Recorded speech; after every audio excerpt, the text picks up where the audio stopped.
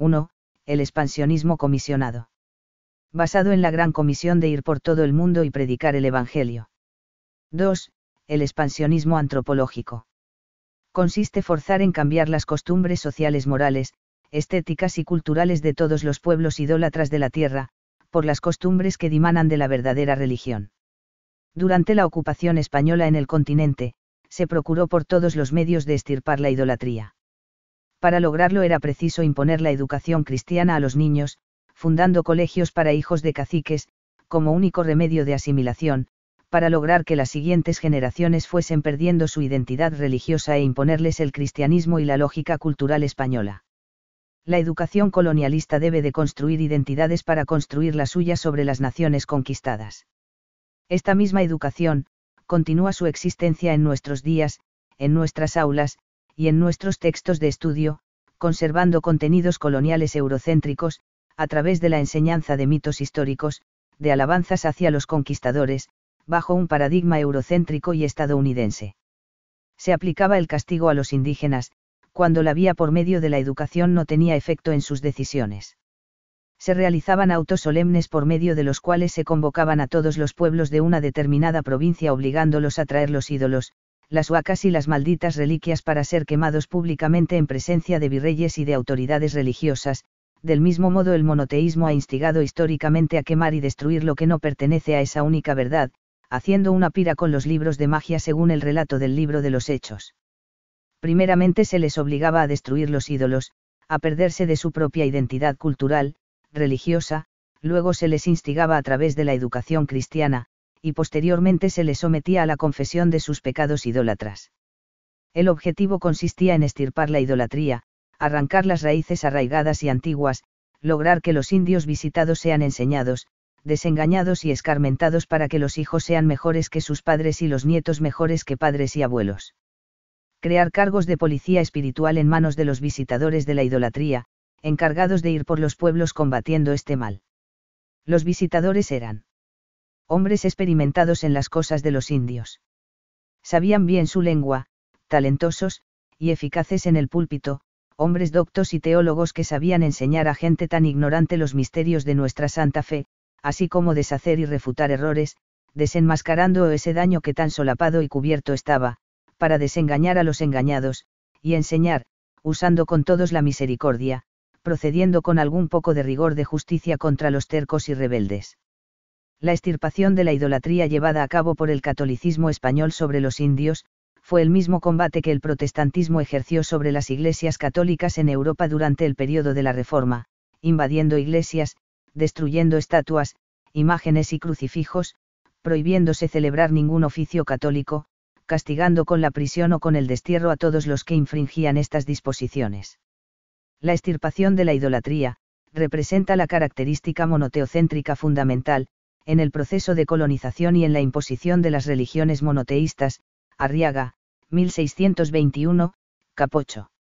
Mamapacha o Pachamama, como llamaban los autóctonos a la madre tierra, tienen una connotación femenina, y era reverenciada principalmente por mujeres. El choque cultural es dado por la colisión de un padre autoritario, el hombre imponiéndose sobre la mujer, el sistema patriarcal sobre el matriarcal, lo individual sobre lo colectivo. Hemos de tener siempre presente, que el monoteocentrismo tiene marcados rasgos patriarcales, si bien contiene elementos matriarcales en algunos de sus textos religiosos. Existe un concepto inconsciente de la existencia de un Dios sexuado y varón. Aún sus tres dimensiones divinas de la Trinidad consideradas por el cristianismo, son tres veces masculinas, un Padre, un Hijo y un Espíritu Santo. 3. El expansionismo simbólico de Canaán. Ya hemos hablado que el cristianismo en sentido lato se considera a sí mismo como el Israel espiritual, y como tal, deberá llegar a una tierra prometida que el mismo cristianismo deberá construir. Al no existir una tierra prometida cristiana ubicada geográficamente en este mundo, salvo en el cielo, solo a través de la transmutación desde contenidos religiosos en políticos, es posible sustituir temporalmente la tierra prometida celestial por una tierra prometida terrenal.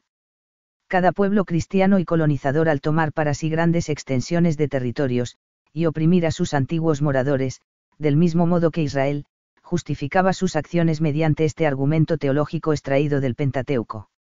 De esa manera el imperialismo ha justificado su expansionismo creyendo haber conquistado por obra de la divina providencia, su propia tierra prometida cruzando el océano Atlántico como si fuera el Mar Rojo.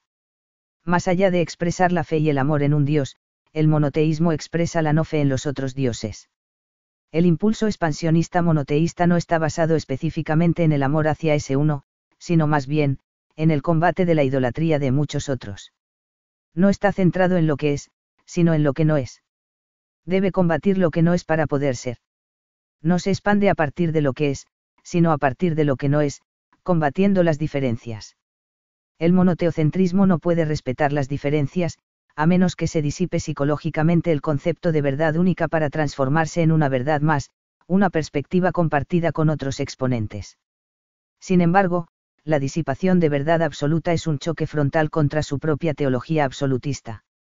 En el correr de este siglo XXI, es importante que las naciones se planteen como tarea conjunta erosionar los restos de estas fuerzas coloniales que han participado desde una dimensión inconsciente. Que cada nación tenga la libertad de elegir su destino y sus formas de gobierno, por lo tanto, caminando en este proceso de evolución a través de un camino de paz, tolerancia, solidaridad y amor. El derecho de las minorías, la búsqueda de la libertad y la expansión del ser humano que habiendo pasado por una etapa histórica de eclosión en la década del 60 del siglo XX, pueda continuar en este siglo XXI, su proceso expansivo de cambio. En Occidente, las religiones conservadoras y las tendencias políticas neoliberales modeladas y acunadas históricamente por la religión, se han visto seriamente amenazadas por la profundidad y celeridad de los cambios sociales. Los cambios religiosos han de tener asimismo intensas repercusiones en la vida política, social, económica, científica. Estos grupos conservadores amenazados por los cambios, y por una nueva forma de ver la realidad, de interpretarla y de vivirla, han reaccionado con gran encono, a través de los medios de comunicación hegemónicos. Las poblaciones libertarias, las cuales lucharon por un cambio en el plano sexual, social, económico, político, jurídico, han logrado visibilizar y desnaturalizar, una realidad impuesta desde el colonialismo autoritario e impositivo. Estos movimientos cobraron fuerza después de la Segunda Guerra Mundial, estableciéndose una ruptura con el pasado. Las naciones colonizadas, se levantaron para procurar la independencia, y se estableció nuevos cambios en las costumbres. Desde un punto de vista psicológico, ya no era necesario retener, sino soltar, destapar, desocultar, liberarse, de la opresión y las imposiciones que limitaban la libertad, y la expresión sexual, política, ideológica, y estética. En nuestro continente estos movimientos se vieron asfixiados por el advenimiento de las dictaduras militares y la intervención imperialista en complicidad con los respectivos ejércitos de nuestras naciones. El imperio estadounidense se vio amenazado por las ideologías opositoras que podían expandirse en el hemisferio occidental y que se resistían a sus intereses hegemónicos. Después de las dictaduras militares, los partidos políticos conservadores, continuaron siendo un impedimento para el resurgimiento de estas minorías libertarias, invisibilizadas. Fueron muchos años después, a partir de los primeros gobiernos progresistas cuyos partidos se separaron ideológicamente de los primeros, cuando estas minorías libertarias e invisibilizadas fueron atendidas, escuchadas, y amparadas. Estos cambios repentinos despertaron un profundo malestar en los sectores conservadores y religiosos, ya que todo pensamiento que provoca la crítica hegemónica y la desobediencia civil, inspira inseguridad en estos sectores, e infunde fuertes resistencias ante los cambios estructurales. Esta situación, conlleva al mismo tiempo un intenso temor a quedar desamparados de las potencias imperialistas. Este vínculo de dependencia promete un sentido de protección, seguridad y de significancia. Se admira, y se somete incondicionalmente ante cualquier manifestación de poder, ante lo que representa Dios, el poder, el imperio, la nación, la fuerza, la naturaleza. Todo esto inspira amparo y seguridad en las tendencias políticas conservadoras. Por otro lado, se odia todo tipo de manifestación que expresa debilidad, desamparo, carencia y escasez. Los partidos políticos más conservadores, o sea, los que se encuentran en mayor medida bajo el influjo inconsciente de fuerzas colonialistas, se resistirán más ante las injusticias causadas por el poder militar, político y religioso. Esta admiración, por el poder en sí mismo disimula ciertos temores irracionales y paradójicos ante el propio agresor. Hemos visto la admiración y el sometimiento hacia el agresor, el cual es temido, envidiado, idealizado, imitado, y obedecido y del cual se espera protección, y se comparte su gloria.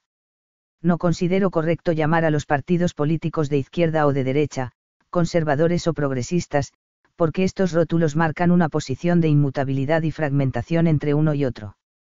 Las fuerzas que operan en los partidos políticos, y en la cultura en sentido general, son históricas, inconscientes, y operan con cierta intensidad desde una perspectiva subrepticia, una lógica colonialista y eurocéntrica. En la medida en que estas fuerzas se tornen más intensas, los partidos políticos se hallarán más intensamente opacados por ellas. Es posible, que un partido político que se ufana de ser progresista retroceda en algún momento ante estas ideologías coloniales y que un partido político conservador se aleje de ellas. El influjo de estas fuerzas históricas está constituido por ideologías, lógicas, afectos, contenidos religiosos, formas de interpretar la realidad, de ver el mundo, de sentirlo. Está dado por la cultura eurocéntrica y occidentalizada, por la admiración y la exaltación del poder sobre la debilidad, por el concepto racista de inferior y superior, de salvaje y civilizado, por la lógica de competencia, y por juzgar lo que vemos a través de los ojos de la cultura europea. Está constituido por el concepto de la naturaleza como un objeto que se puede subyugar y conquistar, y no como la integración, como un todo armónico.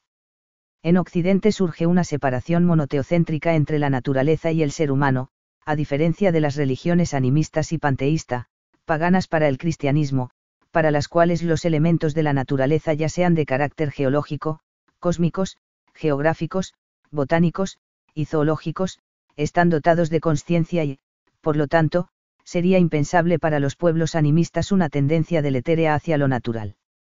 Si se supone que la naturaleza contiene en sí misma consciencia, vida espiritual, e inteligencia, atentar contra ella implicaría violentar a los seres divinos que la integran. La cultura occidental ha sido la que más ha violado, contaminado, destruido, expoliado, matado, incendiado a la naturaleza que cualquier otra. Se cuenta que en el siglo XIX, y durante la Guerra de Secesión, un hombre afrodescendiente, sirviente de colonos europeos, al cual se le había concedido mayor autoridad, tenía la orden de vigilar y castigar a los esclavos de estos colonos.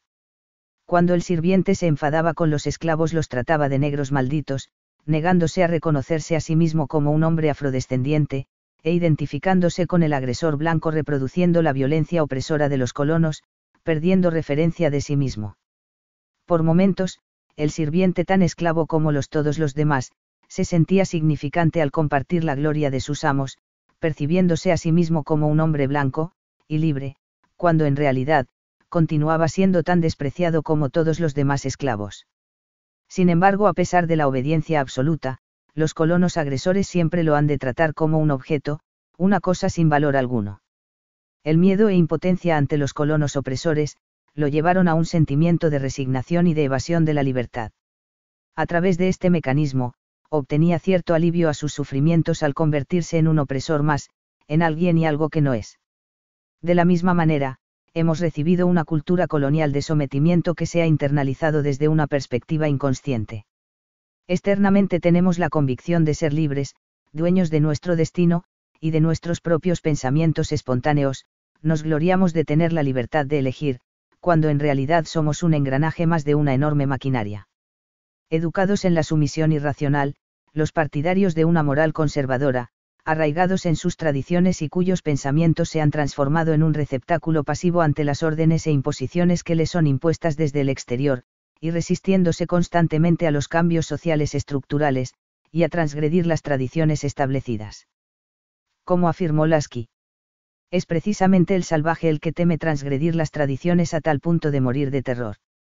La evolución de la civilización universal se la debemos a los individuos que se mostraron escépticos frente a las verdades consideradas como indubitables. Es precisamente a ellos que debemos los avances en todas las aristas humanas, a nuestro bienestar, a la capacidad de cuestionar, de cambiar, de ver la realidad desde diferentes ángulos convergentes. Ellos sabían muy bien que la cultura establece lo que no está permitido cuestionar bajo ningún argumento. Se nos exige no apartarnos del camino trazado por la costumbre y la tradición porque eso es bueno para el ciudadano. Desviarse de la norma es considerado peligroso, toda manifestación de resistencia a los cambios de las costumbres sociales, a la modificación del statu quo, al cuestionamiento de la vida cotidiana, se considera un problema. Lasky, 2011, página 45. La economía ha sido también uno de los múltiples destinos de la transmutación religiosa por la cual las características sagradas de los santos, reformadores y papas de otrora, se han distorsionado, cambiando la fisonomía de quienes la detentan, como industriales, hombres de negocios, o empresarios. Predican un nuevo evangelio afirmando que en el mundo de los negocios el que fracasa es culpable, donde, según Lasky, la pobreza se relaciona con la tara moral. Se nos enseña a no compartir una vida colectiva, a salvaguardar nuestra personalidad individual. El afán de lucro concentra la riqueza en pocas manos y, confundiendo los medios con fines, crea rivalidades, conflictos, por lo cual la victoria está determinada por el más fuerte. De China hasta el Perú, el hombre de negocios ha impuesto su fe, ha convencido a naciones enteras de que el esfuerzo económico es bueno en sí mismo y que cuanto más intenso sea, tanto más saldrá ganando la sociedad sin importar el fin que prosiga ni el modo de perseguirlo. Habiendo hecho pecado de la pobreza, ha convertido la riqueza en virtud y el esfuerzo por conquistarla en un servicio debido al Estado. Así el hombre de negocios ha podido sostener que todo cuanto obstaculiza el camino hacia la riqueza, es decir, toda limitación del derecho de propiedad perjudica el bienestar social. Al igual que hiciera Adam Smith, da por bueno un insondable dictado de la providencia según el cual, cuanto mayor sea el poder adquisitivo de una persona, tanto más generosos serán los servicios que preste a la sociedad. Al igual que la ostra esconde la perla que la bilis del cachalote produce ámbar gris, la vanidad del hombre de negocios tiene como misteriosa secreción el progreso de la humanidad. Este fue el evangelio del primer ministro Baldwin, es el evangelio del presidente Hoover y del Tribunal Supremo de Estados Unidos, la 14ª enmienda. El único defecto de ese evangelio es que no se ajusta a la realidad. El hombre de negocio, el empresario es el nuevo sacerdote de la religión capitalista, que según Lasky encarna nuestra época como Lutero la Reforma Protestante. Lasky, 2011, página 45 a 48. La civilización occidental ha sufrido lo que he de llamar un proceso de litificación social, de endurecimiento de sus aspectos humanos, de sus vínculos afectivos. En la medida en que una civilización jerarquiza la materia, es decir, lo que está muerto por sobre lo que está vivo, decimos que se encuentra en un proceso de litificación. Ha perdido vida, se han materializado sus vínculos humanos, y se ha producido un intercambio en la estructura social, donde la vida, las emociones, los afectos van cediendo paso a lo inerte, donde el ser palpitante va dejando paso al tener material, a la posesión obsesiva de cosas y objetos. A menudo decimos que una persona tiene el corazón duro como una piedra, para señalar que aquello que latía, palpitaba, que estaba vivo, sentía, se movía, hoy se ha paralizado, se ha mineralizado, endurecido, se ha litificado, ha muerto, se ha tornado insensible. Ya no sentimos el dolor que nuestras acciones provocan en los demás, y nuestros afectos litificados se han solidificado lo suficiente para reducir al mínimo el dolor que otros nos infligen. No amamos ni permitimos que otros nos amen. Las sociedades pueden llegar a padecer un proceso similar al que llamaremos de litificación social. En este proceso hacia la litificación, constituido por el lucro desmedido, el consumo obsesivo, la dependencia, el egoísmo, el frenesí por el despilfarro, el servicio como un medio de enriquecimiento y corrupción, la obsesión por el número y la cantidad, el utilitarismo, e incluso el desprecio por la vida misma, constituyen la concentración de esos sedimentos muertos que van intercambiando la vida por las cosas muertas, van cristalizando la sensibilidad afectiva y del amor a la vida por la materia. Los sujetos se transforman en una cosa, en objetos intercambiables y sin valor afectivo, donde los aspectos vivos, van siendo reemplazados, sustituidos e impregnados. Históricamente hemos avanzado desde aspectos tecnológicos, científicos como nunca antes, sin embargo nuestros propios descubrimientos no nos hacen necesariamente más humanos. Es más, puede suceder que, henchidos de arrogancia por estos notables avances, subestimemos la vital importancia de estos mismos vínculos humanos que deben cimentarse en la solidaridad y el amor. Hemos centrado nuestras esperanzas en la materia, hemos construido una nueva religión basada en la adoración en un Dios inanimado que se erige enhiesto, entronizado sobre un gigantesco altar tecnológico. En lugar de interpretar el tener, como un medio necesario para nuestro bienestar social lo hemos convertido en un fin en sí mismo, en un fetiche, en un ídolo muerto, y ahora le rendimos culto. Cuanto mayor es nuestro ídolo material, menor será el valor que le ofrecemos a la vida misma. En este siglo XXI, es necesario construir un cambio de paradigma desde una sociedad litificada, hacia una sociedad humanizada. Es necesario deconstruir un amplio edificio de convicciones y tradiciones ya oxidadas para construir nuevas ideas basadas en la ecología de fronteras, la inclusión de lo que es diferente, los vínculos en red, la diversidad, la libertad del colonialismo real y psicológico, la esperanza, contemplando con alegría el alejamiento paulatino de las ideas mecanicistas, lineales, deterministas, y reduccionistas. Debemos avanzar hacia el pasado, hacia el pensamiento ancestral y complementario, abandonando el dualismo antagónico occidental que la cultura judeo-cristiana nos ha dejado como herencia. Superar el sentimiento de soledad, de aislamiento, duda, impotencia, inseguridad, consecuencia de este pensamiento fragmentario, y construir otros conceptos sobre el progreso. Ciertamente las naciones originarias, oprimidas por las naciones colonialistas, fueron las portadoras de una vital cosmovisión para la evolución de nuestra civilización occidental. Desde una mirada hegemónica europea, el colonialismo señaló como salvaje e inferior, o bajo un estado de inocencia a las naciones originarias, las cuales concibieron un sentido de unidad y complementariedad natural. Desde un pensamiento reduccionista que no toma en consideración el todo como una única realidad indivisible, el occidental ha descompuesto esta realidad en pequeñas partes sin comprender la compleja red de interacciones que cada una de ellas mantiene entre sí, y con el medio. Este pensamiento reduccionista no le permite comprender que la modificación, alteración, o incluso el daño que le infligimos a una de ellas, dañan y modifica el todo. El pensamiento utilitario ha desestimado esta realidad, la deletérea desestabilización de la naturaleza, y la ecología, es el resultado de este pensamiento fragmentario. Para la cosmovisión occidental, una determinada extensión de territorio es en cierto sentido igual a otra, el valor del suelo es proficiente, y no posee una connotación sagrada como lo tiene para los antiguos habitantes de estas tierras. Al no tomar en cuenta el todo como una única realidad, al sentirse fragmentado ante la naturaleza a la cual despojó de su carácter sagrado y vivo, la ha contaminado, y depredado sin considerar y sin importarle las consecuencias que tendrán sus acciones en otros lugares remotos y en las siguientes generaciones.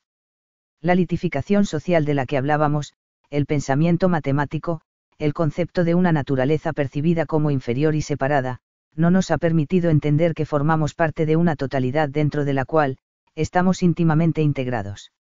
Hemos hecho con la naturaleza lo mismo que hemos hecho con la propia existencia humana, la hemos maniatado, expoliado, contaminado y asesinado, la interpretamos como un objeto descartable, sin advertir que este daño tarde o temprano nos atraparía. En la medida en que hemos dominado a las fuerzas de la naturaleza, nos hemos ensoberbecido. Hemos concebido un proceso histórico lineal, mediante la falacia de un progreso inacabable, continuo y eterno, de donde el hecho de mirar al pasado, hacia nuestros ancestros autóctonos, para aprender de su cosmovisión integradora ha sido considerado como absurdo, ya que el hombre civilizado no tiene nada que aprender de culturas ignorantes e idólatras. Al concebir la vida y la muerte como situaciones antagónicas, para el occidental la muerte le produce un temor mayor. La muerte no es algo que se vive cada día, sino algo que se espera, y que algún día llegará. Si bien la muerte es dolorosa en todas las culturas, al no poder concebir la vida y la muerte como condiciones simultáneas e indivisibles, la vida y la muerte tienen un concepto totalmente diferente. En un movimiento espiralado, y del mismo modo como el Sol nace en Oriente y se pone en Occidente, o la observación de las fases lunares, el autóctono nace y muere cada día. Ser conscientes y convivir simultáneamente con la vida y la muerte, nos enseña la condición transitoria y frágil de nuestra existencia, nos impulsa a valorar este mismo instante, a contemplarnos como seres fugaces, a comprender que el mayor esfuerzo que podamos hacer en este corto tiempo que tenemos, es el de vivir en función de los demás seres que nos rodean. El filósofo originario, concibe la vida y la muerte como comienzo y fin al mismo tiempo, del mismo modo, el futuro no está por venir, ni el pasado se ha ido, es algo que está pasando en este mismo instante. No siente soledad, la idea que todo lo que existe tiene vida animada, le ayuda a comprenderse como una misma realidad integrada e indivisible con la naturaleza y con su comunidad. Estos filósofos, no interpretan la culminación de algo como el fin, sino como el principio de algo nuevo. El proceso de la vida no se interpreta como la acumulación de años, la idea de acumular, de poseer, no está en sus planes. Esta cosmovisión puede ser muy útil para deconstruir el pensamiento eurocéntrico y colonialista, y para construir una existencia integradora.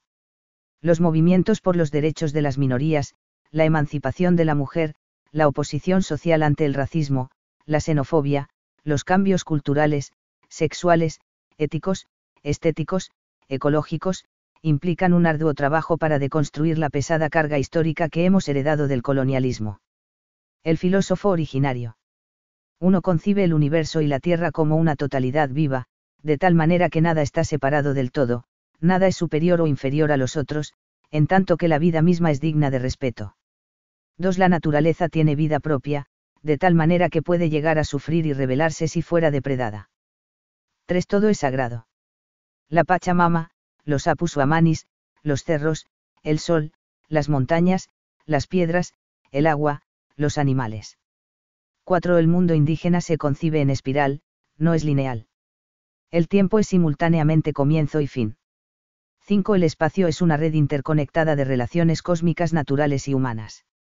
6. El futuro no es algo que está por venir, ni el pasado algo que se fue. El tiempo viene. El término de año es el inicio de una nueva vida y no la suma de años acumulados. En el pensamiento de las naciones originarias, existe una relación vincular entre el cosmos, el mundo y la naturaleza. Los aparentes contrarios no son antagónicos sino complementarios, de tal manera que existe unidad en la diversidad natural y humana. La realidad la construimos entre todos. Necesitamos escucharnos, complementarnos, conocer la mirada de los demás para poder crecer en concordancia y unidad. Aprendemos más a través de los vínculos heterogéneos que en los homogéneos.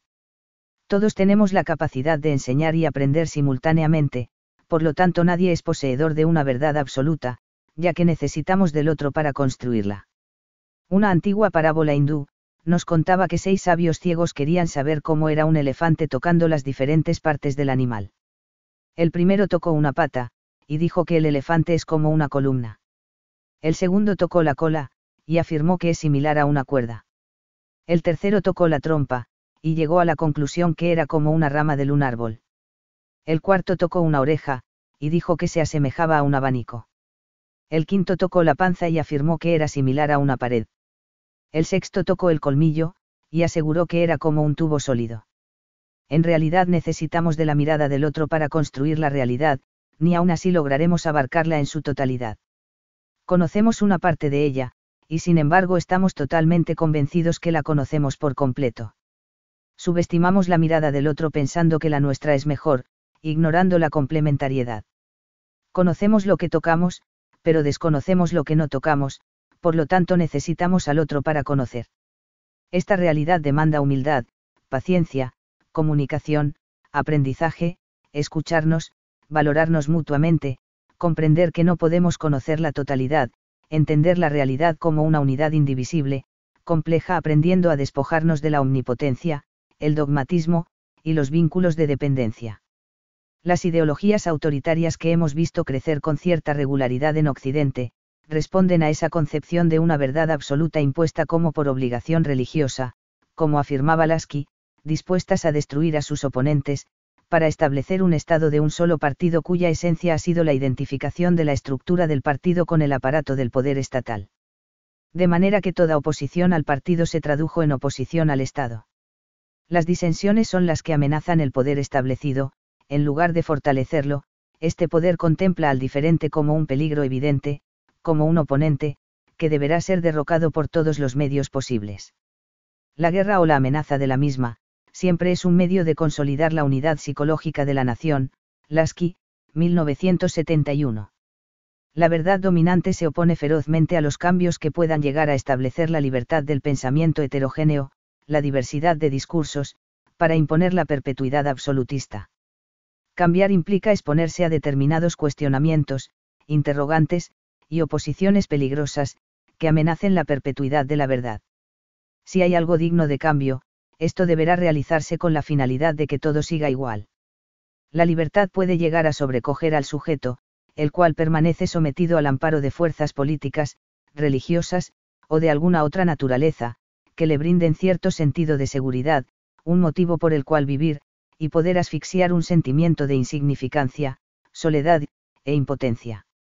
Es de vital importancia considerar los aspectos integradores, complementarios, holísticos, estimando el diálogo, el intercambio de conocimientos con los demás actores sociales. Nos enriquecemos al comprender que los opuestos son complementarios y no contradictorios. Creo haber demostrado, la influencia bifragmentaria, el carácter absolutista y colonialista que el monoteísmo como una poderosa fuerza histórica, ha transmutado sus contenidos en diversos destinos. Quiero subrayar algunas características monoteocéntricas, algunas de ellas ya las hemos mencionado. 1. La bifragmentación. El monoteísmo ha bifragmentado el pensamiento occidental en la dicotomía sí o no, cielo e infierno, la luz y las tinieblas, bienaventurados y condenados, verdad no verdad, protestantes y católicos, calvinismo y luteranismo, entre un único pueblo elegido divinamente, y los demás pueblos inferiores y paganos.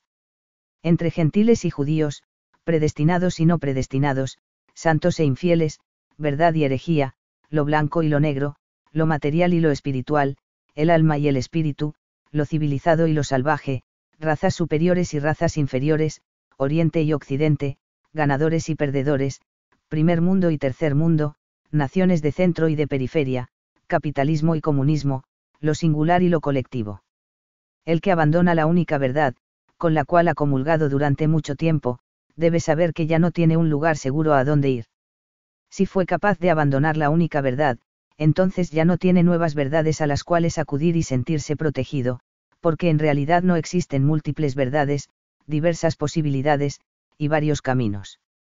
Por lo tanto, no existe otra alternativa, o continuará practicando la única verdad, o de lo contrario por apartarse de ella, se convertirá en réprobo, hereje, y despreciado en su comunidad. Todos los sucesos de la vida cotidiana suceden por causa de la voluntad divina, ya sean hechos trágicos como felices. Siempre se ha de buscar una explicación sobrenatural para cada uno de estos sucesos, se supone entonces que Dios está continuamente interviniendo en la vida de la humanidad. Todo lo que ocurre se debe porque la providencia lo ha querido así. Esto es un misterio que nadie debe cuestionar, de lo contrario incurrirá en el delito de pecado debido a su desconfianza. Si sucede algo benéfico o algo trágico, la respuesta la encontraremos en la voluntad de Dios. Fue dado porque la divinidad quiso que así fuera, y su voluntad es indiscutible. También cabe la posibilidad que Dios lo haya permitido por causa del pecado, habilitando al diablo para que azote a la víctima como consecuencia de su pecado o para probar su fe. Siempre ha de existir una explicación sobrenatural para todos los sucesos de la vida. Ante esta difícil situación el sujeto no tiene otra alternativa que continuar su pertenencia al grupo de los elegidos. De lo contrario solo le queda la condenación y el silencio de su comunidad, ya que la única verdad solo se puede obtener mediante la fidelidad a Dios y a su grupo religioso y no a otro. No existe otro lugar salvífico fuera de ahí. Si desea abandonar su pequeño islote, deberá naufragar en medio de un gigantesco océano de incertidumbre, porque no podrá hallar otro territorio o continente donde poner sus pies. La pertenencia a la fe monoteísta, implica tener siempre presente, que no es posible alejarse de ella y continuar permaneciendo al mismo tiempo en un estado de salvación. 2. El colonialismo antropológico. Los pueblos no europeos han sido considerados históricamente como inferiores y paganos.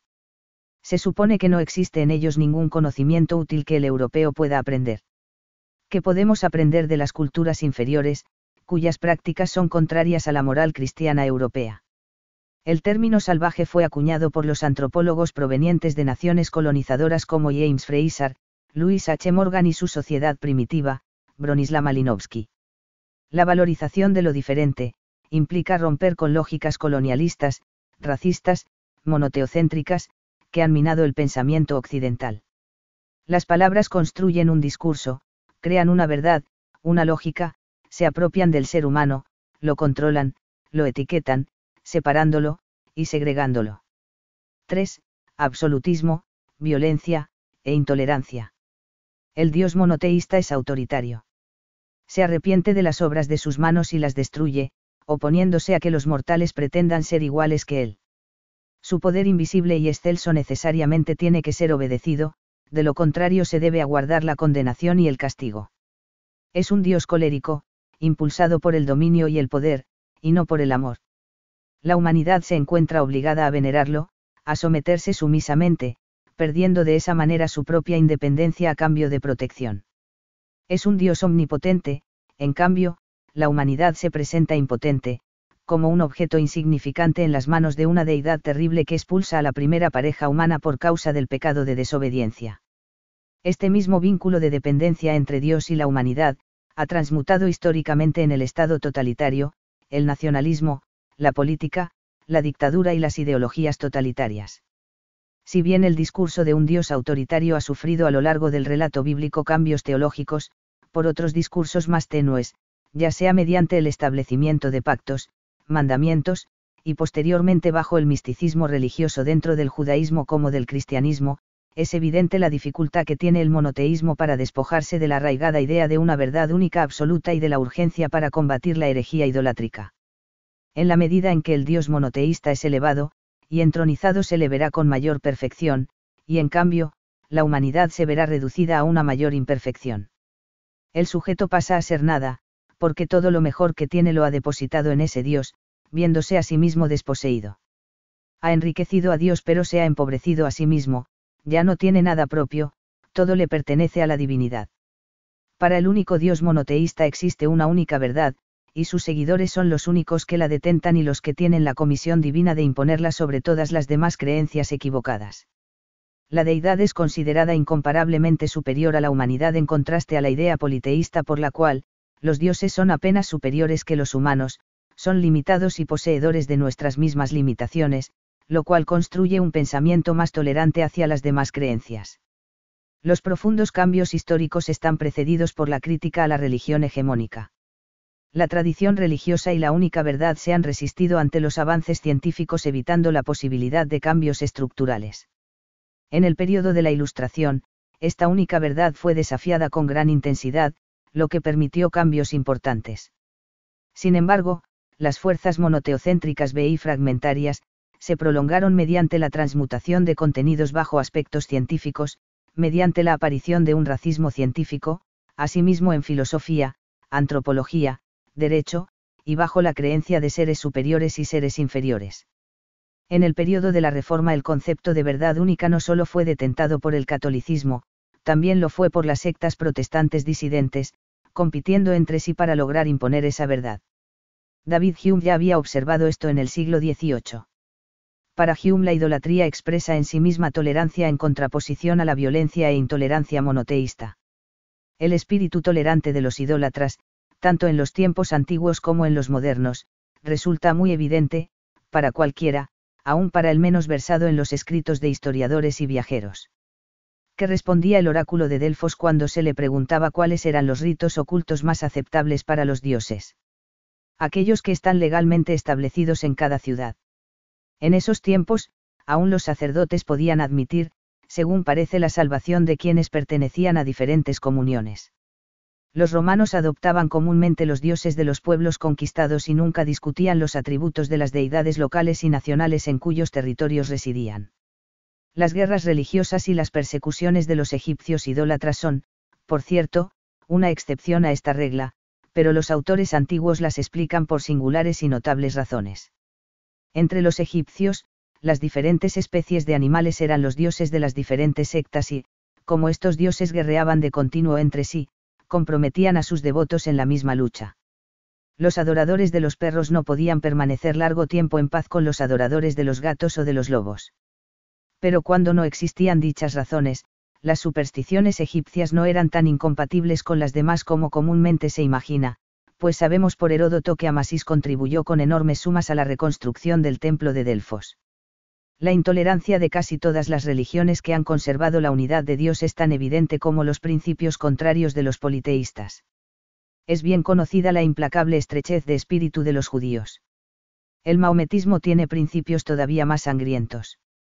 Y aún hoy maldicen, aunque ya no queman o torturan con fuego a todas las otras sectas. Y si entre los cristianos, ingleses y holandeses han abrazado los principios de la tolerancia, Este singular hecho se debe a la firme resolución de los magistrados civiles, en oposición a los persistentes esfuerzos de sacerdotes y fanáticos. Los discípulos de Zoroastro cerraban las puertas del cielo a todos, excepto a los magos. Nada obstruyó más el avance de las conquistas persas que el violento celo de este pueblo contra los templos e imágenes de los griegos. Y después de la caída de dicho imperio vemos que Alejandro, como politeísta que era, restableció inmediatamente el culto de los babilónicos que los anteriores príncipes, persas, como monoteístas, tanto se preocuparon por abolir. Pues aún la ciega y devota fidelidad de aquel conquistador a las supersticiones griegas no solo obstruyó los ritos y ceremonia babilónicos, sino que él mismo ofrendaba sacrificios de acuerdo con ellos. Tan abierto es el politeísmo, que aún la mayor ferocidad y antagonismo que pueda hallar en una religión contraria difícilmente llegue a repugnarle y mantenerlo a distancia. Hume, sin fecha, capítulo 9. 4. El Canaán simbólico. Es necesario que el Dios monoteísta entre nuevamente a su tierra prometida, eliminando y desalojando a todos los pueblos paganos que allí se encuentren para ocupar su lugar sagrado. Ya hemos visto la intensa fuerza expansiva, teológica, política y colonialista que contiene el pensamiento monoteísta. He denominado Canaán simbólico, al proceso de transmutación histórico del monoteísmo hebreo al monoteísmo cristiano, y finalmente al islámico. Cada monoteísmo irrumpió en su propia tierra prometida, la cual debía de ser conquistada. Cada conquistador creyó haber sido encomendado como parte del Israel espiritual para llevar a cabo una misión evidente, reproduciendo en los hechos el relato bíblico. La pretensión de nuevas tierras prometidas se ha expandido hacia los continentes colonizados, extendiéndose más allá del Mar Rojo, para conquistar y desalojar a sus habitantes. Estos habitantes autóctonos se convirtieron en las nuevas víctimas, sustituyendo a las naciones antiguas expulsadas por los israelitas. Enviaré un ángel delante de ti para que expulse a los cananeos, a los amorreos, a los hititas, a los fereceos, a los heveos y a los jebuseos. Éxodo 32. Los conquistadores europeos tenían la idea de haber sido comisionados por Dios para ejecutar un plan divino y reproducir la conquista israelita. El mismo Cortés se comparaba con Moisés, creyendo que estaba abriendo un camino hacia una tierra prometida. Suponía que había rescatado a los habitantes autóctonos de la esclavitud egipcia, del pecado y la idolatría. Tengamos siempre presente que la Biblia habla muy poco de teología, y centra su atención en el combate de la idolatría. El Dios monoteísta es un Dios celoso y se ocupa de detectar, combatir y eliminar todo vestigio de idolatría, toda manifestación de cultos a dioses extraños. Desde la llegada de los españoles a nuestro continente, se intentó por todos los medios posibles de extirpar la idolatría. En el monoteísmo hebreo hallamos un prototipo colonialista que luego será reproducido por los monoteísmos posteriores derivados, el cristianismo y el islamismo. 5. La urgencia expiatoria. Es necesario analizar la estructura psicológica de las religiones teniendo en cuenta que éstas modelaron culturalmente a las naciones que las incorporaron. Hemos de tener presente también que las expresiones políticas y culturales nacionales guardan contenidos que han sido transmutados históricamente del influjo expansivo religioso. Cada religión monoteísta tiene una determinada estructura teológica y psicológica. Sin embargo, el monoteocentrismo señala los elementos comunes a todas las religiones monoteístas. Por ese motivo hago una diferencia entre religión monoteísta y monoteocentrismo. Generalmente hablo de monoteísmo cuando me refiero a un monoteísmo determinado en sus diferentes tipologías, y cuando hablo de monoteocentrismo lo hago generalmente para referirme a las características comunes entre los diferentes monoteísmos. He denominado como urgencia expiatoria expansionista a determinados rasgos religiosos y psicológicos que se manifiestan con gran intensidad en el monoteocentrismo. Se manifiesta una compulsión interna, una urgencia expiatoria expansionista, una fuerza que tiende a dilatar el cometido y la extensión del reino de Dios en la tierra, mediante la convicción de una misión universal evidente. Existe una obligación urgente que demanda la inmediata predicación y el combate a la idolatría para rescatar a las almas del suplicio eterno con la mayor premura posible. Este pensamiento cobra intensidad, al interpretar que la salvación solo puede obtenerse por medio de la fe y no por medio de las obras. En la tipología católica, las obras también pueden llegar a ser un medio para alcanzar la salvación, y no solamente la fe, lo que atenuaría desde un aspecto psicológico el impulso expansivo y misionero, es decir, si la humanidad también puede llegar a salvarse por medio de las obras, no sería necesaria la urgencia expiatoria con el fin expansivo de salvación, porque a través de sus propios esfuerzos tendría otra posibilidad para alcanzarla. Para el monoteísmo protestante todos los mortales se encaminan inexorablemente a la eterna condenación, sin importar si han llegado a enterarse o no del salvífico mensaje redentor. Mientras una persona tenga vida, aún tiene posibilidades de redención, por lo tanto es necesario apresurarse, para expandir el mensaje de salvación por todos los continentes, con el fin de evitar su condenación inmediata. Comprender estos aspectos teológicos y psicológicos, es muy importante para entender la expansión colonialista, ya que estos mismos contenidos religiosos son los que han transmutado bajo formas políticas de donde la celeridad por expandir el mensaje salvador, religioso transmutó bajo formas sustitutivas mediante otros impulsos secundarios alcanzando diversos destinos. La política colonialista fue impelida por las mismas fuerzas expansionistas y monoteístas del pasado. Estas fuerzas ya secularizadas, no centraron su atención en salvar a las almas del fuego eterno, sino en salvar a los salvajes de su propia idolatría despojándolos totalmente de su identidad, de donde la idea de una misión divina transmutó bajo la idea de naturaleza. Ya no será Dios o la providencia el objeto de racionalizaciones o justificaciones, ahora lo serán las fuerzas naturales, la biología, el destino, la nación. La celeridad expansionista monoteocéntrica se transmutó en celeridad expansionista política. La urgencia expiatoria se transmutó en urgencia imperialista. 6. La construcción del hereje. No nos sorprende que el concepto de hereje, y de heresiarca haya emergido desde una estructura de ideas, creencia, conceptos, afectos, e interpretaciones inspirados por el influjo histórico monoteocéntrico. Esta única verdad se resiste a toda otra forma de creencia y opinión. Todo intento para modificar la verdad divinamente establecida, e inspirada, implica una afrenta ante la providencia que la inspiró, y ante sus hijos, los hermanos, la comunidad de los fieles, los elegidos, los devotos, los predestinados, salvos. En la medida en que el concepto de verdad se vaya disipando, irá perdiendo su carácter monoteoéntrico logrando cierto acercamiento al valorar, integrar, compartir, aceptar, respetar y trabajar con otras verdades tan legítimas como la suya. De esta manera se hará más tolerante. Podrá aceptar el pensamiento diverso sin tener la exigencia de ser la única, evitando de esa manera los debates interminables con la finalidad de señalar el error del otro. Por haberse disipado este concepto de verdad, se disipará al mismo tiempo, el concepto de urgencia expiatoria. Todos aquellos que se apartan de la única verdad divinamente establecida y hegemónica, se convierten en un hereje.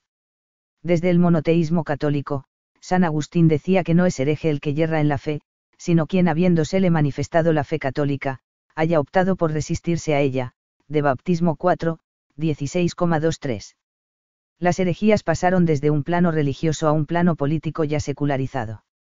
Se transmutaron ya no como herejías religiosas, sino como herejías políticas. El dedo acusador ha cambiado de dirección, donde las nuevas herejías pasaron a ser los sistemas políticos que amenazaron la hegemonía de las naciones colonizadoras.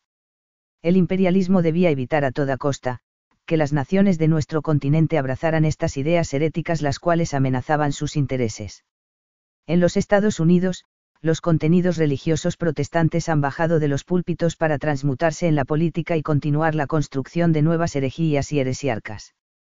La herejía no se presenta solamente desde una perspectiva religiosa, no solo siguen siendo herejes los idólatras y adoradores de ídolos muertos esculpidos en la roca.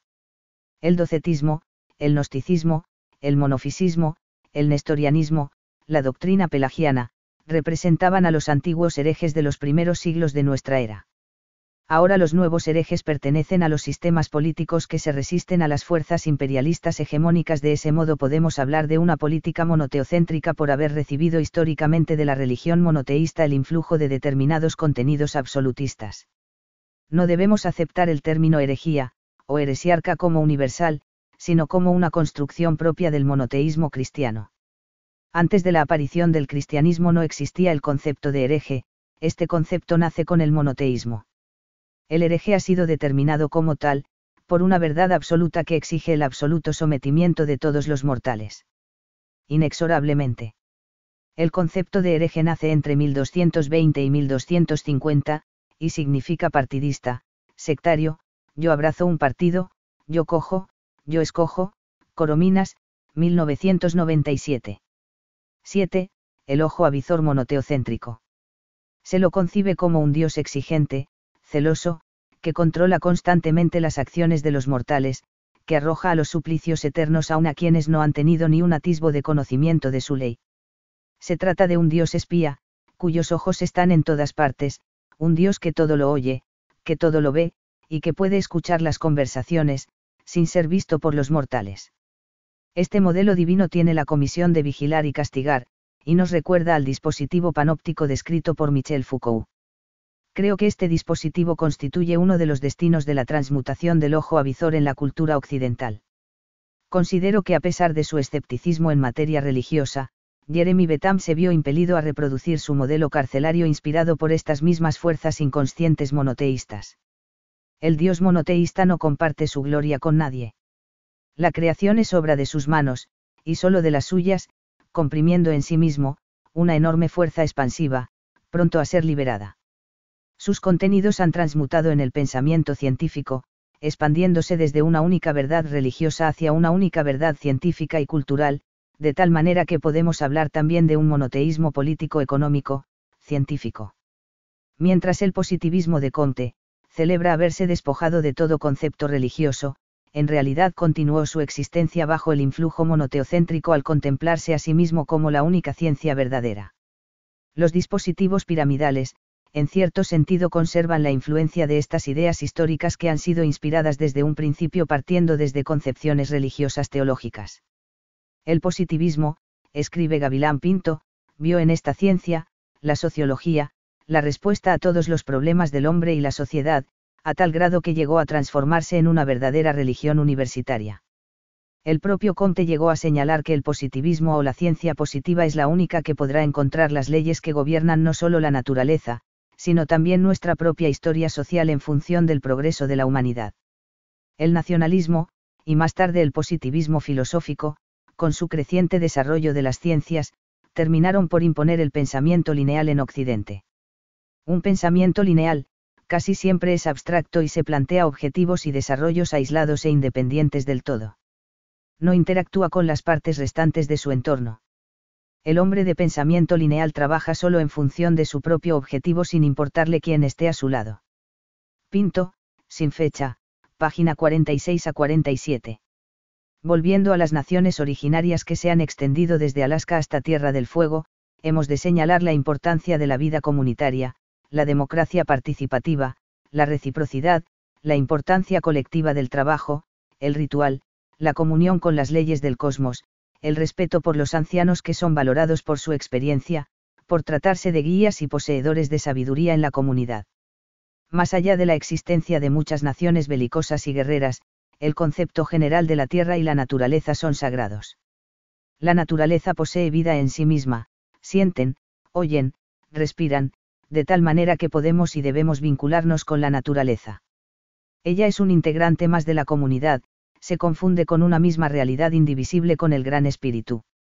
El sol es generoso, porque nos ilumina a todos por igual, y del mismo modo, el Gran Espíritu da su gracia a toda la existencia sin excepción. Por lo tanto, debemos valorar y cuidar a todo, ya que somos iluminados y cuidados por el Gran Espíritu, y si alguien tan poderoso nos cuida, nosotros debemos hacer lo mismo con los demás, siguiendo el ejemplo de la creación. La luz que nos ilumina, desaloja la oscuridad de la noche, y nos trae la felicidad, nos permite ver la naturaleza inteligente, y al mismo tiempo ser vistos por ella. Así como tenemos ojos que nos permiten ver, el corazón tiene también la capacidad de ver. La naturaleza, el ciclo de la luna, la luz del sol, representan una fuente de inspiración que nos enseña, y nos hacen sabios. Todo tiene un significado, y existe con la finalidad de enseñarnos algo. La luz solar o la reflejada por la luna, la luz de las estrellas, cumplen la función sagrada de iluminar a la naturaleza. El término gente es aplicado tanto a los seres humanos como a los animales. Este concepto indistinto, los induce a valorar la vida animal, y a tomar como consecuencia tan solo lo que es necesario para el sustento de la vida. En cada cosa esencial que extraemos de la naturaleza, estamos sacrificando una parte de ella para nuestro beneficio. Este pensamiento no deja lugar alguno para la depredación, es impensable para ellos dañar la naturaleza, ella posee una vida similar a la vida humana, es capaz de ver, sentir, y oír, de la misma manera. El universo debe ser tratado con respeto, porque existió antes de la llegada de las gentes de 2 pies. En esto vemos la preeminencia de una existencia anterior sobre la siguiente, y un sentido de respeto por la preexistencia. De la misma manera, se tiene un venerable respeto por los ancianos. Ellos nacieron antes y por lo tanto tienen más experiencia que el resto de la comunidad. La tierra es comparada con una mujer, la madre, o la abuela. Por lo tanto, ella nació antes que nosotros y merece ser respetada. La naturaleza matriarcal adquiere mayor importancia en el pensamiento autóctono, estando relacionado con la alimentación, el cuidado, el nacimiento, el vientre, la germinación, el florecimiento, el crecimiento, el parto. En el pensamiento quiché, descrito en el Popol Vuh, los dioses tienen características similares a los mortales, dialogan entre ellos, crean, consultan, meditan entre sí, se ponen de acuerdo, juntan sus palabras y sus pensamientos. En la creación maya no existe una única decisión subitánea, es colectiva.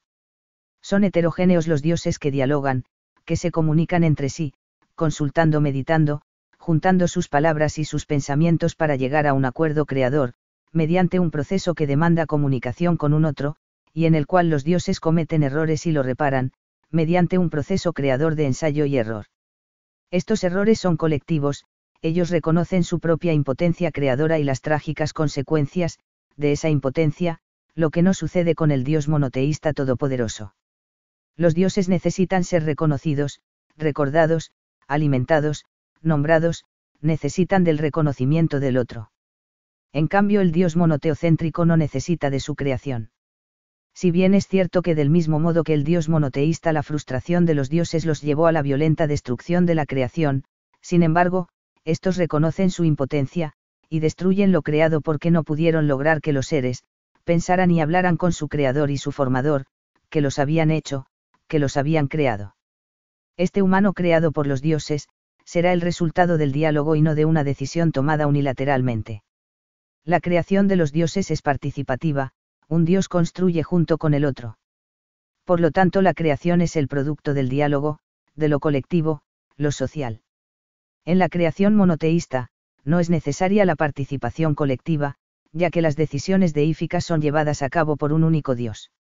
En cambio, los dioses son concebidos como madre y padre, decid, pues, nuestros nombres, alabadnos a nosotros, vuestra madre, vuestro padre. Popol Vuh, 1991, página 26. Si bien los aspectos matriarcales no pueden excluirse totalmente del psiquismo humano, y además en la Biblia hebrea encontramos libros que presentan rasgos matriarcales, el Dios monoteísta es contemplado bajo una naturaleza patriarcal. El primer hombre y la primera mujer creados tuvieron un padre, pero no existe una representación femenina creadora.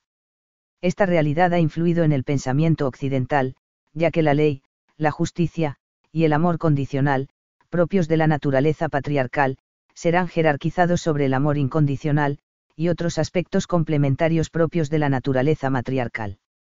Para los mapuches el gran espíritu del universo Ngenfucha, creó primero a la mujer y luego al hombre. La mujer es protagonista y significativa en la vida mapuche, ella representa la fertilidad, la madre tierra, hombre y mujer se complementan. Los dioses desean que se les adoren nombrándoles, pronunciando sus nombres. Este pensamiento contrasta con la idea del dios monoteísta, ya que su nombre permanece tabuado, oculto a los mortales. El inefable nombre del dios monoteísta hebreo, es impronunciable, y en su lugar se utilizan diferentes nombres que lo sustituyen, y que tienen como cometido aplacar la ansiedad y evitar el error de nombrarlo incorrectamente, cuya consecuencia es el castigo. Este dios está lejos del humano, es sumamente temido, y solo se puede lograr cierta aproximación a través de sacrificios sangrientos o formas sustitutivas, mediadoras, mesiánicas, cristológicas o sagradas. Se trata de un dios celoso el cual prohíbe que los israelitas mencionen el nombre pagano de los dioses, y sin embargo no les revela su propio nombre. El pueblo elegido no deberá pronunciar jamás el nombre de otros dioses, pero tampoco podrá pronunciar el nombre de su Dios, Ex 11 y 13. Este concepto contrasta notablemente con el pensamiento quiché cuyos dioses establecen un vínculo más directo con su creación, donde el humano creado ha de sostener y alimentar a los dioses originarios. Estos dioses no son autosuficientes, dependen de su creación, necesitan ser invocados, valorados, exaltados, reconocidos, alimentados. Popol Vuh, 1991, página 28. La creación humana ha llegado a existir como tal, debido a una serie de ensayos y errores anteriores, por lo tanto el ser humano es producto de un proceso donde la equivocación y el acierto de sus dioses jugaron un papel muy importante. En cambio, el dios monoteísta es autosuficiente, no necesitó elaborar ningún proceso previo porque no puede equivocarse jamás, y por lo tanto no precisa la cooperación de otros dioses o seres mitológicos para construir su creación. Ese Dios eterno, no ha podido contemplar la inmortalidad de su creación. La maldición que encarna la mortalidad humana no debe explicarse como un error de Dios, sino como la paga del pecado del ser humano. El Dios monoteísta no comete errores. Siempre será justo, inequívoco, perfecto, mientras que su creación es culpable de su situación pecaminosa y mortal. Todo error es producto de la naturaleza corrompida del hombre, de su desobediencia, pero nunca de un error divino. Esta idea que nace en la teología monoteísta, se ha transmutado en el tiempo y espacio dando lugar al concepto occidental de una naturaleza humana innata y depravada. La idea que el ser humano es malo por naturaleza, responde a esta influencia. Salmo 14, 3. Esta forma de interpretar los hechos, genera un sentimiento de culpa, desconfianza hacia el mismo ser humano, e incluso de intolerancia y fundamentalismo religioso, porque si existe una única verdad, y esa verdad pertenece exclusivamente a un único Dios creador, entonces, toda manifestación polímita, toda diferencia, será interpretada como herejía, como afrenta ante lo único verdadero.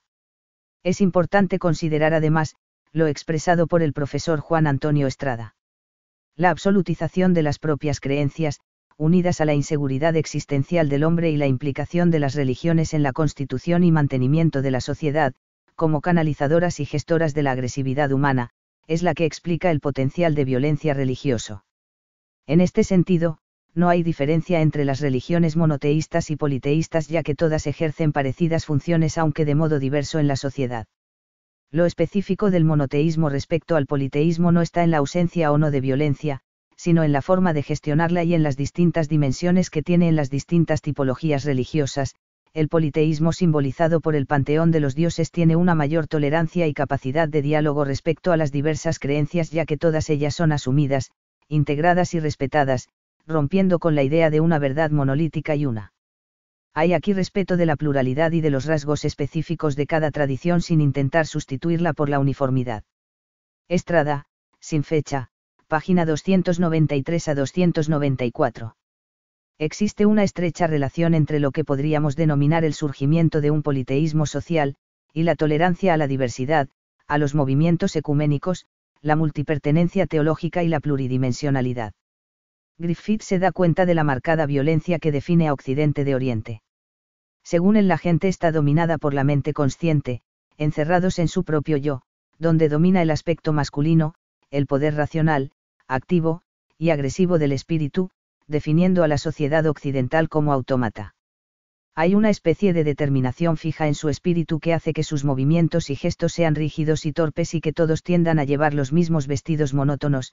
Después de los años pasados en India, esta sigue siendo mi más honda impresión. Hay mucha pobreza y miseria en la India, pero sobre todo en las aldeas y entre los más pobres, hay abundancia de vida y de alegría. Griffiths, 1982, página 8 a 9.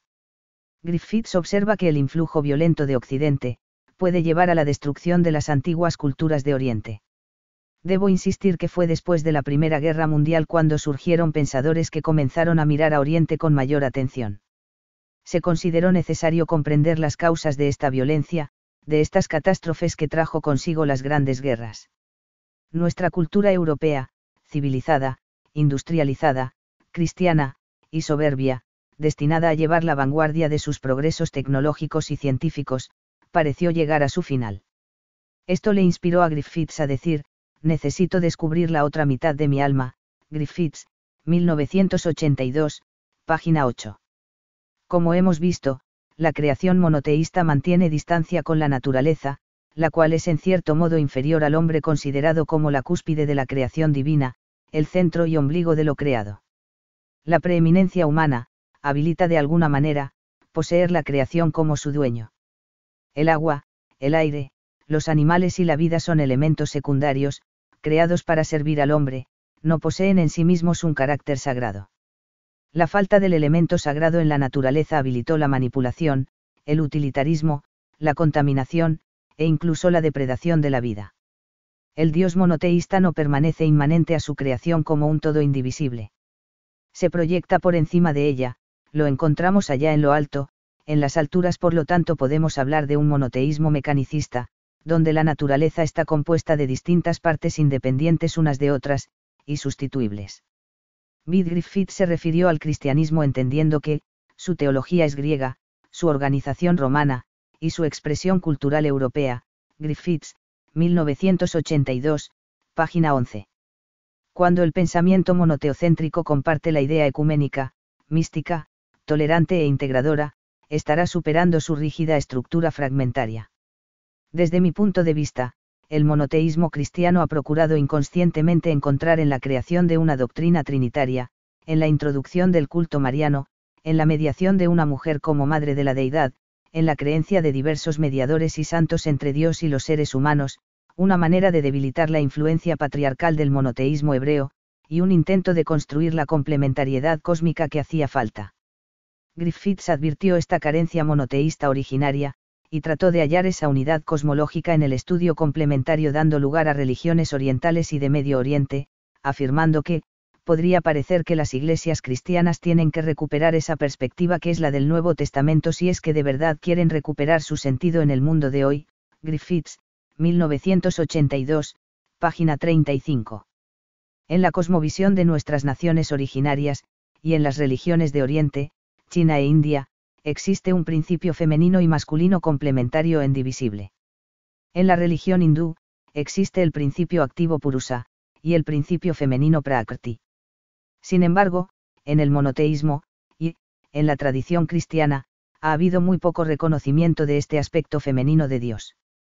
Sin embargo, Dios es padre y madre, y en la tradición oriental esto ha sido reconocido siempre. Griffiths, 1982, página 51. Si bien es imposible escapar al principio matriarcal, el monoteísmo tiende a asfixiarlo, careciendo de una visión integral de la realidad. Por lo tanto, es necesario avanzar hacia el pasado, hasta encontrarnos cara a cara con la visión complementaria e integradora de las culturas que despectivamente han sido denominadas salvajes por la cosmovisión colonialista. Nuestra forma de vida occidental no podrá mantenerse en pie, sin un cambio en su cosmovisión. No es el cometido en estos capítulos, entrar en detalles teológicos, sino el de realizar un análisis psicológico e histórico para comprender las grandes diferencias que han marcado ciertos rasgos disímiles tanto en Oriente como en Occidente. Sin embargo, no es sencillo realizar este trabajo, soslayando los aspectos teológicos a los cuales tenemos que acudir necesariamente para comprender los hechos. Hemos de tener presente que el análisis de los aspectos religiosos es sumamente importante para discernir nuestra realidad histórica actual.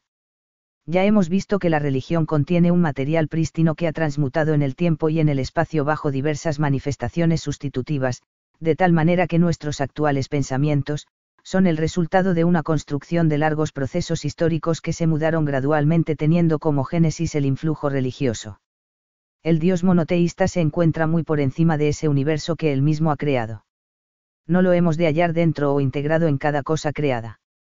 Es un Dios que ha construido una relación unilateral con su creación, un Dios que no necesita del ser humano, éste nunca podrá ni deberá llegar a ser como él, siempre necesitará de su creador sin ser necesitado. Como se trata de un Dios celoso, el Dios monoteísta exige la única devoción, pero al mismo tiempo no necesita del adorador.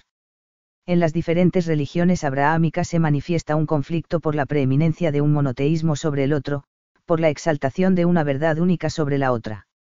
Sus diferentes tipologías litigan entre sí imponiéndose unas sobre otras. Resulta contradictorio que todos los humanos defiendan una única verdad y al mismo tiempo sean tolerantes ante las ideas pluralistas. Ha de suponerse que cada monoteísmo contiene la verdad en estado puro y absoluto, por lo tanto, esa verdad expresa la voluntad del único Dios verdadero. Todos detentan la posesión de la verdad, por lo tanto ésta deberá ser astringida en cada una de las diferentes tipologías, y en sentido lato en el resto de la humanidad.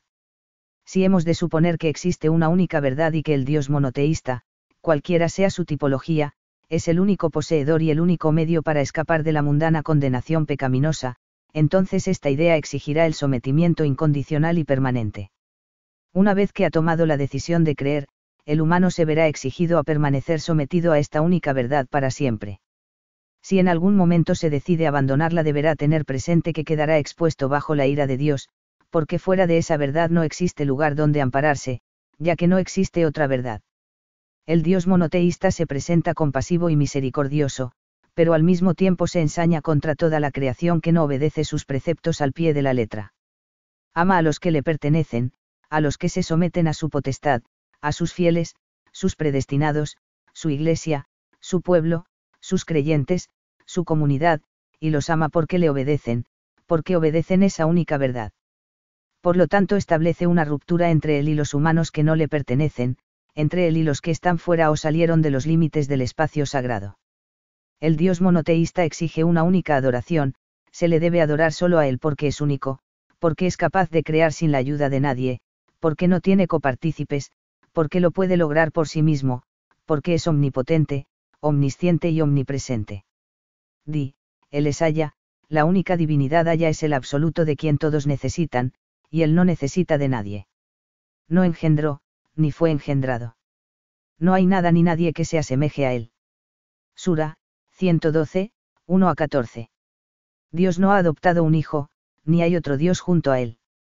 Si así fuera, cada Dios se habría atribuido lo que hubiera creado y unos habrían sido superiores a otros. Gloria a Dios por encima de los que le atribuyen. Él es el conocedor de lo oculto y de lo manifiesto. Exaltado sea de lo que le asocian. Sura 23, 91-92.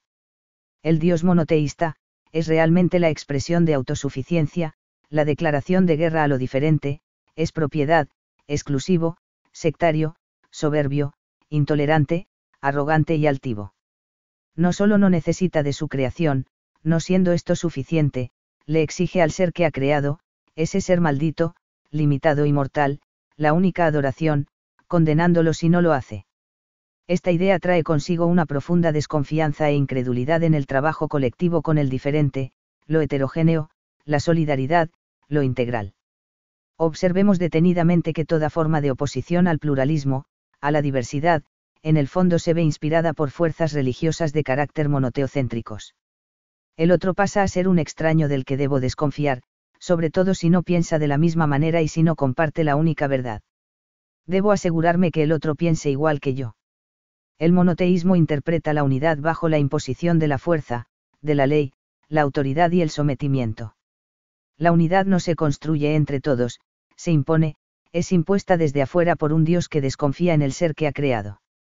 La autoridad debe recaer necesariamente en uno, el pensamiento diverso, no puede formar parte de esta unidad divina. Solo se puede concebir un soberano y muchos subordinados, el poseedor de un único poder absoluto, y los que obedecen incondicionalmente a ese poder. La única manera que puede llegar a manifestarse el orden en el mundo, es a través de la existencia de un único Dios soberano. Los seres no quieren estar mal gobernados. No es bueno que manden muchos, mejor que haya un solo Señor. Aristóteles, cita a la Ilíada en el libro 12 de su Metafísica. Según Filón, el Dios de Israel tiene pretensiones universales, es el Dios del cosmos, y su pueblo ha sido elegido entre los pueblos de la tierra. Israel es el sacerdote de la humanidad. Sin embargo, en la medida que el monoteocentrismo pierda sus pretensiones de verdad única, de sacerdocio universal, se hará a sí mismo más tolerante ante las diferencias. Para que esto sea posible, dicho concepto deberá disiparse para entrar en armonía con otros credos diferentes, aceptando la existencia de otras verdades, lo que hace posible la discusión. Considero dos manifestaciones de dilución de esa verdad monoteísta, que facilitan su integración y lo prepara para una experiencia más tolerante ante lo diferente. 1. Dilución primaria. A través de esta dilución, el monoteísmo entra en concordancia con otras religiones también monoteístas, diluyéndose de esa manera en ambas tipologías, el concepto de única verdad. 2. Dilución secundaria. Esta dilución es mucho menos frecuente. El monoteísmo entra en concordancia no solamente con otras religiones monoteístas, sino también con religiones, filosofías orientales y muchos otros credos, diluyéndose mucho más su carácter de única verdad. El único Dios comparte ahora su verdad con otras verdades y deidades muy diferentes a la suya. Se ha diluido su carácter monoteísta para convertirse en una religión ecuménica. La disolución secundaria produce en mayor grado la modificación de verdad, adaptándola a diferentes realidades. En esta etapa los conceptos teológicos bíblicos no se interpretan más como literales, sino como simbólicos y míticos, conservando la fe en un Dios que no está solo y cuya verdad no es la única. Whitgift diluye en cierta medida las pretensiones universales del cristianismo, al integrarlo y complementarlo con el hinduismo. Ya hemos visto que el monoteísmo practicado en su tipología protestante calvinista modeló el pensamiento de muchas naciones, entre ellas los Estados Unidos. Los primeros ingleses al arribar por primera vez al Nuevo Mundo creyeron haber llegado a una tierra prometida ofrecida por Dios. Esta realidad ocurrió también con el Imperio español. En el prólogo de la obra denominada Historia de la vida y viajes de Cristóbal Colón del conde de Roussel de Lorgues, Colón aparece como un Mesías, un profeta, un intermediario entre Dios y las naciones autóctonas del Nuevo Mundo. El conde de Roussel comienza sus trabajos diciendo que Dios, al terminar su obra de la creación, dejó el universo sujeto a reglas fijas y exactas de las que no podía separarse, y al poner al hombre en posesión de todo lo criado, le impuso entre otros preceptos el de llenar la tierra. Paulatinamente a través de los siglos, quedó el globo poblado de generaciones.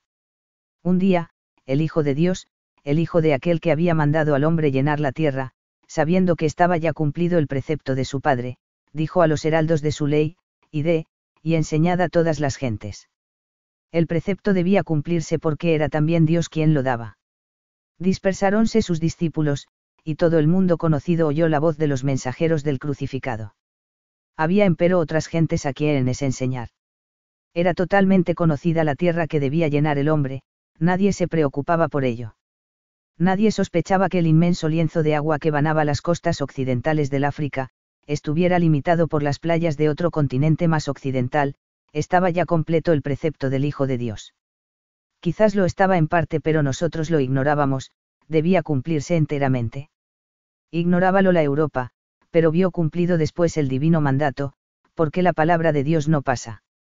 Y la nación predilecta, la escogida para llevar a cabo esta colosal empresa, la mayor que se haya confiado a pueblo alguno, fue la española, por especial disposición de la providencia.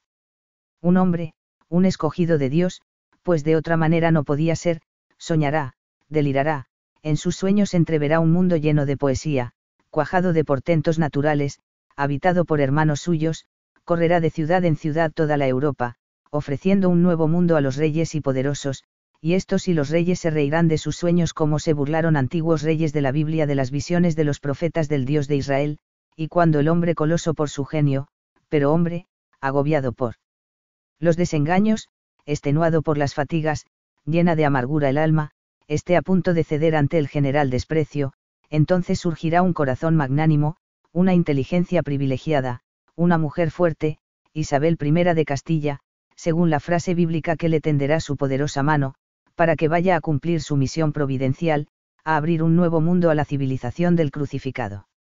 Roussel de Lorgues 22, 1874, prólogo. Nota al pie, en ese relato podemos observar la idea que he denominado como Canaán simbólico al cual ya hice mención anteriormente, también la urgencia expiatoria, propias del colonialismo monoteocéntrico. Asimismo observamos la identificación del monoteísmo cristiano con el monoteísmo judío, por el cual el cristianismo como el Israel espiritual se adjudica a sí mismo haber sido inspirado divinamente por los mismos impulsos expansionistas que primeramente se manifestaron en el seno del Israel elegido. Se supone que Dios no cambia de parecer, por lo tanto sus leyes son fijas, eternas, e inmutables, de donde las leyes de la física como las leyes morales son gobernadas por la misma mano divina. Si el universo está sujeto a reglas fijas, se concluye, se supone que el comportamiento humano también lo debe estar. Cierre de nota al pie. Este impulso expansionista, que posteriormente tuvo el destino manifiesto como un nuevo evangelio, ha promovido la competencia como la única realidad establecida e indiscutible. El discurso de uno contra todos aparece reiteradamente en la vida cotidiana, las películas de Hollywood, en la sociedad, el deporte. Hablando sobre la manipulación mediática, el psicólogo Gabriel Eira decía lo siguiente. Desde esta perspectiva el carozo del asunto no reside tanto en si lo que se dice es falso o verdadero, sino en los procedimientos por los cuales tales cosas pasan a ser consideradas de una u otra manera. Dicho de otro modo, la verdad no radica en el acierto con el que un ejercicio enunciativo describe el universo, sino el coeficiente de verosimilitud, la capacidad para ser considerado verdadero, del mismo. En estos procedimientos, el absurdo, insisto, el mismo un constructo, posibilita el acceso a un analizador privilegiado, pues permite, al quedar descalificado por la incongruencia, atender a cómo éste se instituye como verdad. De este modo puede ser visible el conjunto de procedimientos desde los cuales la verdad se erige como axioma, es decir, una verdad que no necesita ser demostrada. Y es que el axioma por tal, constituye certezas, éstas convocan adhesiones, y desde ellas se conforman los consensos que las legitiman. Es a esto último que llamo efecto de verdad. Eira, 2000. La representación del héroe estadounidense, encarna en sí mismo la idea de nación elegida divinamente. Se trata de un ser mítico que no necesita de nadie para imponer su justicia, el héroe estadounidense se basta consigo mismo. Es la representación mesiánica, salvando a la humanidad y entregando su propia vida por ella. Da su sangre y su vida por los desamparados, perseguidos, sufrientes y por su nación. Es capaz de matar de forma despiadada, y a la vez ser el más inofensivo y tierno de los seres humanos. Puede combatir contra héroes mitológicos, seres extraterrestres, contra una multitud de enemigos más poderosos y derrotarlos. A menudo es acusado injustamente, pero logra escapar ileso a situaciones imposibles, tratando de probar su inocencia. Combate contra todos y los vence. En función de la ideología de frontera, y el culto a los pioneros, los Basp han impuesto el modelo del hombre hecho a sí mismo y el sobredimensionamiento del voluntarismo, si lo deseas con la suficiente fuerza lo logrará. En contrapartida se erige como paradigma de lo denigrante el vocablo loser, perdedor, tal vez el peor insulto que puede sufrir el norteamericano medio, si es que éste puede ser definido de alguna manera. En la lucha por la supervivencia y para esta forma de ver las cosas, la condición del sujeto, conceptualizado como individuo, solo puede ser producto de su propio esfuerzo, y quienes no logren triunfar en la vida no pueden ser más que culpables de su propia haraganería, perdedores. El individuo está solo frente al mundo, y será adorado, aplaudido al final de la película, si logra imponer los designios de su voluntad, de lo contrario, está condenado a la humillación del fracaso. La competencia se impone así como la condición natural del hombre, única fórmula legítima de regulación social, único motor del progreso. No en vano el béisbol se impone como deporte nacional, un jugador, el bateador, se enfrenta solo a todo el equipo contrario, John Nisself contra el mundo. Estos procedimientos imponen estos efectos de verdad, la condición natural del hombre es la competencia, el hombre es un individuo en confrontación permanente con el mundo, y con los demás, la única forma legítima de evitar que esta lucha se convierta en una carnicería es a partir de la seducción de los incentivos, económicos, regulados de tal modo que redunden en beneficio de la realización personal. Corolario, el único paraíso posible se constituye a partir de la consolidación de la ley de mercado regulada por los acuerdos contractuales. Esta verdad se impone, como resulta lógico, no solo hacia el interior de los Estados Unidos. El destino manifiesto obliga a transformarla en verdad militante, los misioneros del mercado la expanden, si es necesario a la fuerza, más allá de las fronteras. La libertad, en esta suerte de monoteísmo mercantil, no puede ser más que libre circulación de capitales y libre contratación. La propia condición los países del llamado tercer mundo corrobora esta hipótesis, son luses, víctimas de su propia incompetencia. Eira, 2000. Según Mircea Eliade, cuando se toma posesión de un territorio, ya sea desde el punto de vista colonialista, se lo explora, y se realizan ritos que repiten simbólicamente, el acto de la creación, la zona inculta es primeramente cosmizada, luego habitada. De esta manera, el reinado celestial del Dios monoteísta, deberá repetirse simultáneamente en la tierra, mediante la representación humana del monarca.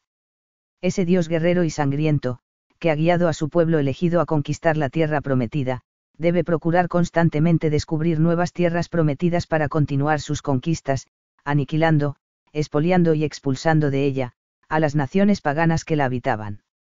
Los acontecimientos terrenales, son elevados a una dimensión celestial. El rey, el héroe, o el conquistador terrenal deberán cumplir en este mundo, una misión similar a la realizada por un rey que gobierna en los cielos. La guerra, a menudo reproduce una guerra que se libra en el cosmos que acontece en un plano superior, celestial, en el más allá, donde Dios se debate contra las huestes invisibles de maldad.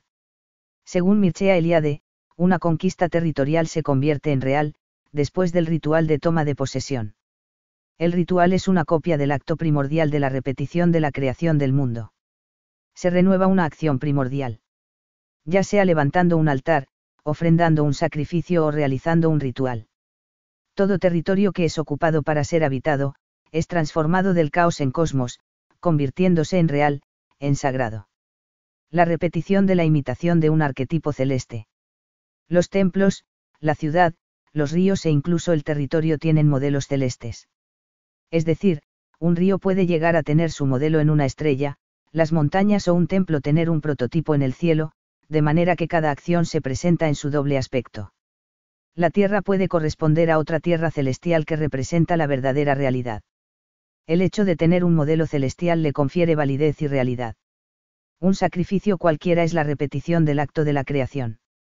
Los conquistadores españoles y portugueses tomaban posesión en nombre de Jesucristo, de las islas y de los continentes que descubrían y conquistaban. La instalación de la cruz equivalía a una justificación y a la consagración de la religión a un nuevo nacimiento, repitiendo así el bautismo, acto de creación. A su vez, los navegantes británicos tomaban posesión de las regiones conquistadas en nombre del rey de Inglaterra, nuevo cosmocrator. Eliade, 1985, página 18. De esa manera podemos afirmar que existe un monoteísmo celestial y un monoteísmo terrenal. En el monoteísmo terrenal la violencia, la guerra, el colonialismo, el derramamiento de sangre, representa el doble aspecto de las guerras que se libran en los dominios celestes. Me refiero a las guerras constantes entre las huestes de maldad y las fuerzas espirituales comandadas por el único Dios.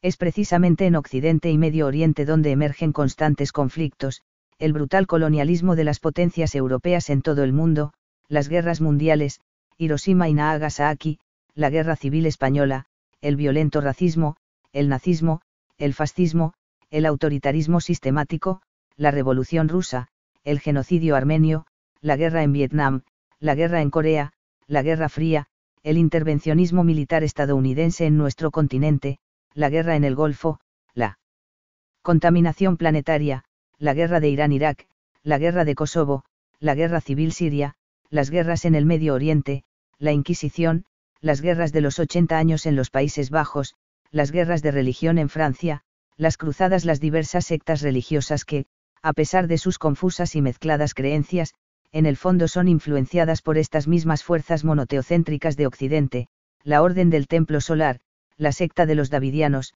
la Puerta del Cielo, la Verdad Suprema. La secta del Templo del Pueblo de los Discípulos de Cristo, entre muchas otras cuya mención resultaría fatigoso. El monoteísmo tiene cierta vinculación con los sectarismos y con el hermetismo religioso. Estrada afirma que finalmente la tradición musulmana surge vinculada a la Guerra Santa del Profeta y tiene una larga tradición guerrera, siendo actualmente uno de los factores más preocupantes para la paz entre los pueblos. Así se muestra en la violencia de grupos islamistas contra otras religiones en Asia, o en el potencial de agresividad y de destrucción que se ha desencadenado entre los talibanes de Afganistán, en Argelia o en algunas zonas de África.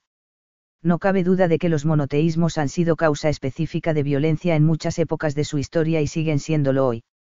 Estrada, sin fecha, página 277. Los movimientos sociales por la diversidad, el pluralismo, la tolerancia y el respeto por las diferencias, la mudanza de lo singular en plural, pueden ser interpretados como el pasaje gradual de un monoteísmo a un politeísmo social y cultural. Desde la santidad de lo religioso en cuando que está vinculado con Dios, se olvida la contingencia e historicidad de las mediaciones humanas en que se encarna. Esto lleva a absolutizar la autoridad jerárquica, lo cual a veces, degenera en un auténtico culto a la personalidad. Se sacraliza también la institución religiosa desde el fundamentalismo de los orígenes, el integrismo de la tradición y se legitima la violencia de lo sagrado, que asume formas milenaristas y mesiánicas. Hay una mutua implicación entre la concepción de Dios y el poder social de tal modo que según cómo se entienda a Dios, así también se percibe el poder, ya que hay siempre interacción entre la omnipotencia divina y las formas humanas de poder. En el caso del cristianismo, la historia ha oscilado entre la hierocracia que daba a los papas poder temporal en cuanto representantes de Dios, el soberano pontífice, y el cesaropapismo en el que el monarca elegido por la gracia de Dios representa el poder divino en este mundo y se arroga competencias eclesiales y religiosas. Esta dinámica se repite en todos los monoteísmos bíblicos. Estrada, sin fecha, página 290. Todo intento de cambio social, deberá procurar previamente un cambio en el terreno religioso. Se deberá modificar la idea que tenemos de nosotros mismos, lo cual genera fuertes resistencia. Las fuerzas expansionistas monoteocéntricas se resistieron a las observaciones de Copérnico, luego a las teorías de Darwin y posteriormente al psicoanálisis freudiano. En la actualidad, la independencia afectiva del colonialismo también ha de verse resistida por estas mismas fuerzas religiosas. La religión ha sido y aún lo sigue siendo una fuente de oposición a toda forma de cambio social, sexual, político, científico, cultural.